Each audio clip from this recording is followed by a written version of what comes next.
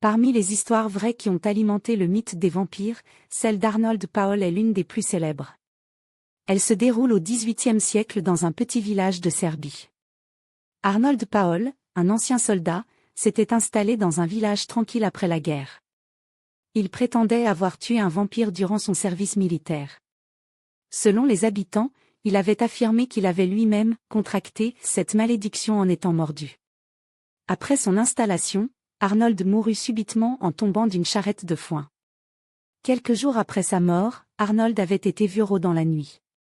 Les témoins affirmaient qu'il attaquait des villageois en les mordant et en leur ôtant leur énergie vitale.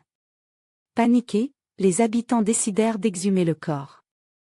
Avec effroi, le cadavre ne montrait aucun signe de décomposition, et du sang coulait de sa bouche. L'affaire attira l'attention des autorités locales et des médecins. Une enquête fut menée, documentée dans des rapports aujourd'hui conservés. Elle confirma les récits des habitants. Persuadés d'avoir affaire à un vampire, les villageois enfoncèrent un pieu dans le cœur du corps, qui, selon eux, aurait émis un gémissement. Pour s'assurer qu'il ne reviendrait pas, ils brûlèrent également les restes.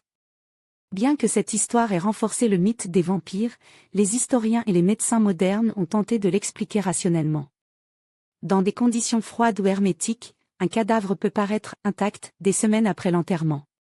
Certaines épidémies comme la tuberculose, qui provoquent une pâleur et des symptômes mystérieux, étaient souvent mal comprises à l'époque.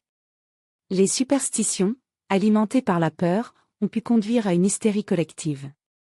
Cette affaire est l'une des premières à avoir été documentée dans des rapports officiels, et elle reste un des piliers des légendes vampiriques. Alors, simple cas d'hystérie ou preuve qu'il y a une part de vérité derrière les mythes ?